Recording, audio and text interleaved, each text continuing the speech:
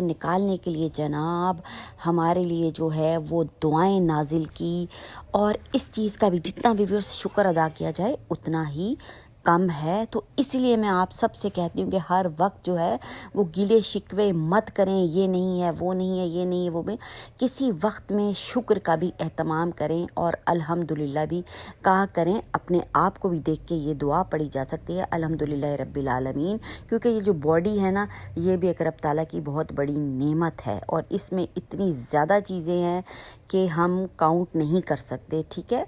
बाहर की तरफ से अलहदा नाक, कान, आँखें वग़ैरह, और अंदर का जो सिस्टम है वो तो बिल्कुल ही जनाब बिल्कुल एक बहुत बड़ी जो है नेमत है।